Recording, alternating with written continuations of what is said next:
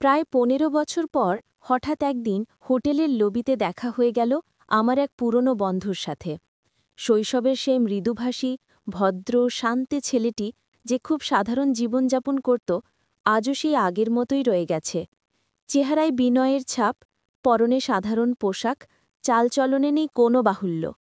কুশল বিনিময়ের পর আমি বললাম, চল তোকে আমার গাড়িতে করে বাড়ি পৌঁছে দিই। আসলে বন্ধুকে গাড়িতে তুলতে যাওয়ার পিছনে আমার একটা গোপন উদ্দেশ্য ছিল, আমার দামি মার্সিডিজ গাড়িটা ওকে দেখানো। বন্ধু দেখুক আমি কত সফল, কত বড়লোক হয়েছি। কিন্তু সে বিনয়ের সাথে জানালো, না থাক, আমি আমার গাড়িতেই চলে যাব। পার্কিং লটে দুজন পাশাপাশি হেঁটে এলাম। বন্ধুর গাড়িটা একেবারেই সাধারণ। মনে মনে হাসলাম, ও এখনও এমন পুরনো মডেলের গাড়ি চালায়। সপ্তাহখানেক পরে ওকে ডিনারে আমন্ত্রণ জানালাম। ও পরিবার সহ এলো। ওর স্ত্রী, ২ সন্তান, সবাই এতটাই নম্র আর মার্জিত যে দেখে অবাক হলাম। সাজ পোশাকে কোনো আড়ম্বর নেই, কিন্তু একটা প্রশান্তি, একটা শান্ত সৌন্দর্য লেগে আছে চোখে মুখে। সেই রাতে কথার ফাঁকে ফাঁকে আমি বন্ধুকে বুঝিয়ে দিলাম আমার অভিজাত জীবন, দামি গাড়ি বাড়ি, আসবাবপত্র, আমার লাক্সারিয়াস লাইফস্টাইল, অফিসের বিদেশ ভ্রমণ, লেটেস্ট ট্রেন্ড আর ফ্যাশনের প্রতি ঝোঁক, কত হাই ক্লাস লোকজনের সঙ্গে যোগাযোগ। সত্যি কথা বলতে আমি যেন আমার আভিজাত্য ওকে চোখে আঙ্গুল দিয়ে দেখিয়ে দিতে চাইছিলাম।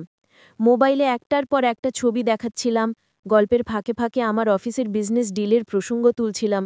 কিন্তু ও যেন এসব নিয়ে খুব একটা উৎসাহী না, বরং ওর মুখে তখন অন্য এক আলো। শৈশবের স্কুল, পুরনো বন্ধু, প্রিয় স্যারদের কথা, কতদিন কার খোঁজ নেওয়া হয় না, কতজন এখন আর বেঁচে নেই, এসব মনে করে ওর চোখের কোণে একটুখানি অশ্রুও দেখা গেল। আমি বিরক্তি গোপন না করে বলেই ফেললাম, শুধু পুরনো স্মৃতি আর নীতিকথা মনে করে থাকলে জীবনে এগোনো যায় না। ডিনারের পরে ওরা চলে গেল। আমি ভাবলাম, এবার নিশ্চয়ই ও বুঝতে পারল কে কতদূর এগিয়েছে। কয়েক সপ্তাহ পর ফোন এলো বন্ধুর কাছ থেকে। বলল, আগামীকাল দুপুরে ফ্রি আছো? সবাই মিলে আমার বাড়িতে বেড়াতে আসো। সেদিন আমার স্ত্রী আমার বাল্যবন্ধুটির উপর বেশ বিরক্ত হয়েছিল। ওকে তাই অনেকটা জোর করে রাজি করিয়ে গেলাম বন্ধুর বাসায়। গিয়ে দেখি সবকিছু গোছানো, পরিপাটি, কিন্তু একদম সাধারণ। দামি আসবাবপত্র নেই, ঝকমকে কিছু নেই। তবু কি যে শান্ত আর আপন একটা পরিবেশ, যেন একটা মমতার ঘ্রাণ চারপাশে ভেসে বেড়াচ্ছে। টেবিলের উপর চোখ পড়তেই দেখি আমার কোম্পানির পাঠানো একটা সুন্দর গিফট বক্স। আমি বিস্মিত হয়ে বললাম, এই কোম্পানিতে তো আমি চাকরি করি, তুই এটা কোথায় পেলি? ও হেসে বলল, ডেভিড পাঠিয়েছে। আমি থমকে গিয়ে বললাম, কোন ডেভিড? David Thomson? সে মাথা নেড়ে বলল, হ্যাঁ, ডেভিড আমার পুরনো বন্ধু, বহুদিন ধরে আমরা একসাথে ব্যবসা করি। আমি যেন বিশ্বাসই করতে পারছিলাম না। এই মানুষটাই আমাদের কোম্পানির 70% মালিক, যার নামে আমরা সম্মানে মাথা নিচু করি, সেই ডেভিড থমসনের পার্টনার এই আমার ছোটবেলার সাধারণ বন্ধু। আমি যেন মুহূর্তেই ভেতরে ভেতরে খুব ছোট হয়ে গেলাম।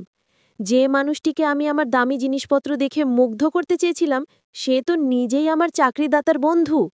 এমনকি কোম্পানির বেশিরভাগ মালিকানাও তার। আমার অহংকার, দম্ভ, গর্ব সব যেন এক নিমেষে ধুলায় মিশে গেল। গাড়িতে ফিরে স্ত্রীর দিকে তাকালাম। দেখলাম সেও চুপচাপ।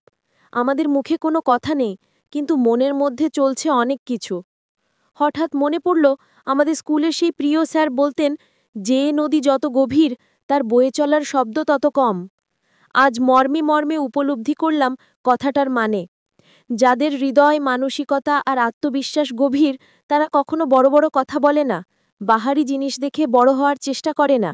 তারা নীরবে বয়ে চলে, কিন্তু তাদের গভীরতায় সত্যিকারের আভিজাত্য প্রকাশ পায়।